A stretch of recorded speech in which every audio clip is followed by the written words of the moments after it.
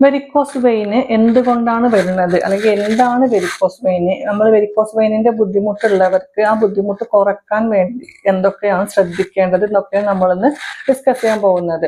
ഇപ്പം varicose vein ഇപ്പൊ പല ആളുകളിലും ഇപ്പൊ വളരെ കോമൺ ആയിട്ട് കണ്ടുവരാറുണ്ട്. ഇപ്പൊ കുറച്ച് പ്രായമുള്ള ആളുകളിൽ, അതുപോലെ തന്നെ ഗർഭിണികളായ സ്ത്രീകളിൽ, പിന്നെ പ്രസവം കഴിഞ്ഞ് ഇപ്പൊ കുറച്ചധികം 1-2 പ്രസവം കഴിഞ്ഞ സ്ത്രീകളിൽ കുറച്ച് പ്രായം കഴിയുമ്പോൾ വെരിക്കോസ് വെയിൻ സ്ഥിരമായിട്ട് കാണാറുണ്ട്.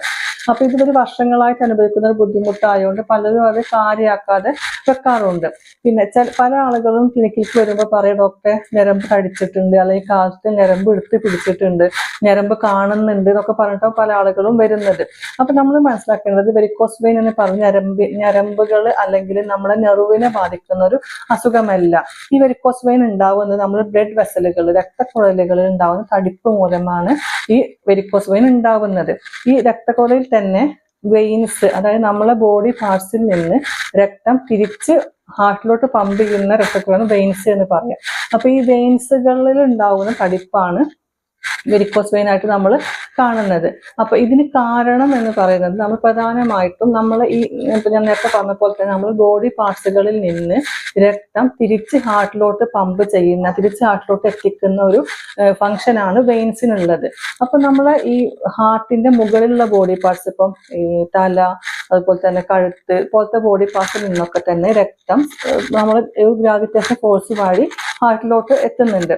പക്ഷെ ലോവർ ബോഡി പാർട്സിൽ, നമ്മുടെ കാല്, അതുപോലെ അരക്കെട്ട് പോലത്തെ ലോവർ ബോഡി പാർട്സിൽ നിന്ന് രക്തം പമ്പ് ചെയ്യേണ്ട ഒരു നമ്മളെ മസിലുകളും അതുപോലെ തന്നെ ബ്ലഡ് വെസലുകളും ഒക്കെ ഉള്ള ഒരു കോർഡിനേഷൻ മെക്കാനിസം വഴി ഇത് ഹാർട്ടിലോട്ട് തിരിച്ച് പമ്പ് ചെയ്യാണ് ചെയ്യുന്നത്.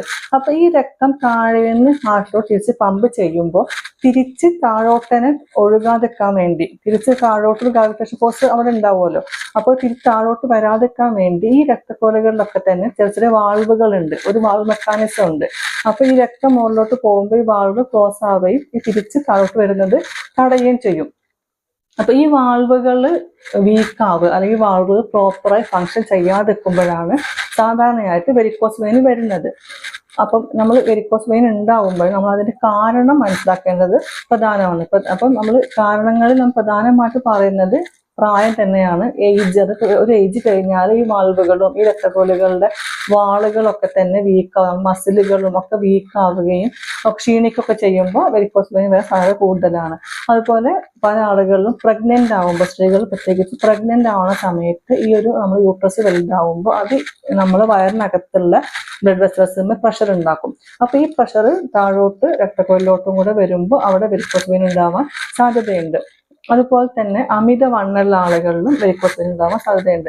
ചില ആളുകളിൽ ജോലി അവിടെ ഭാഗമായിട്ട് കുറേ സമയം ഒരേ പൊസിഷനിൽ നിൽക്കുക, അല്ലെങ്കിൽ ഒരേ പൊസിഷനിൽ ഇരിക്കുക, ഇങ്ങനത്തെ ജോലികളൊക്കെ ചെയ്യുന്ന ആളുകൾ ഉണ്ടെങ്കിൽ അവർക്കും വെരിക്കോസ് വെയിൻ വരാൻ സാധ്യത കൂടുതലാണ്.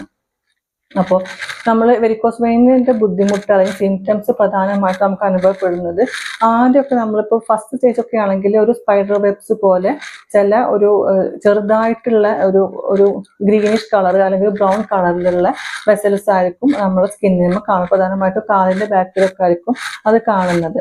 പിന്നെ സ്റ്റേജ് ആവുമ്പം ഇത് കൂടുതലായിട്ട് ഇത് വിസിബിൾ ആവാൻ തുടങ്ങും. ഫസ്റ്റ് പല ആളുകൾക്കും ചൊറിച്ചിലായിട്ട് ഇത് പറയാറുണ്ട്, ആ ഭാഗങ്ങൾ ചൊറിച്ചിലുണ്ട്, പ്രത്യേകിച്ച് കാലിന്റെ ബാക്കിലൊക്കെ ചൊറിച്ചിലുണ്ടാവും.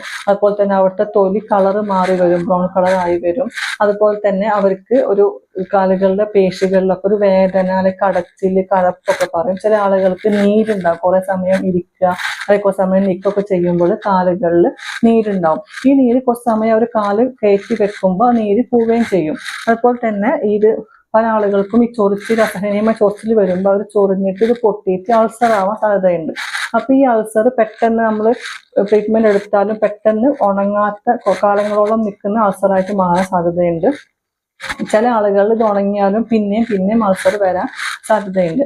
അതുപോലെ തന്നെ ഈ ഒരു മസിൽ ക്രാംസ് ആയിട്ടും അതുപോലെ മസിലിൽ ഉണ്ടാവുന്ന വേദനകളും കടച്ചിലുകളും ഒക്കെ ആയിട്ട് ചില ആളുകൾക്ക് തൊട്ടാൽ ഇപ്പൊ ആ മസിലിന്റെ അവിടെ നമ്മൾ അമർത്തുമ്പോൾ തൊടുമ്പോഴൊക്കെ ഭയങ്കര പെയിൻ, ഇങ്ങനെ പല ബുദ്ധിമുട്ടുകളായിട്ട് വെരിക്കോസ് വെയിൻ വരാറുണ്ട്. അപ്പൊ നമുക്ക് ഇത് മാനേജ് ചെയ്യാൻ പറ്റുന്ന കാരണങ്ങൾ, ഒന്നാമതായിട്ട് അമിതവണ്ണമുള്ള ആളുകളാണെങ്കിൽ അവർ അമിതവണ്ണം കുറക്കാൻ വേണ്ടി ശ്രമിക്കാം. അതുപോലെ തന്നെ കുറെ സമയം നിൽക്കുന്ന ജോലിയുള്ള ആളുകളാണെങ്കിൽ കുറേ സമയം ഒരേ പൊസിഷൻ നിൽക്കുന്ന ഒഴിവാക്കിയിട്ട് ഇടയ്ക്ക് ഇരുന്നോ അല്ലെങ്കിൽ ഇടയ്ക്ക് കാല് കയറ്റി വെച്ചോ ഒക്കെ ഉള്ള ഒരു സംവിധാനം അവർ ജോലി സ്ഥലത്ത് ഉണ്ടാക്കുക. അതുപോലെ തന്നെ അവർ ഇപ്പോൾ കാലുമ്പോൾ നീര് അങ്ങനത്തെ ബുദ്ധിമുട്ടുണ്ടെങ്കിൽ കാല് കയറ്റി വെച്ച് ആ നീര് കുറക്കാൻ വേണ്ടിയുള്ള ഇത് നമ്മൾ ശ്രമിക്കുക. ഇത്രയും കാര്യങ്ങളൊക്കെ മാനേജ് ചെയ്യാൻ നമുക്ക് ചെയ്യാൻ പറ്റുന്നത്.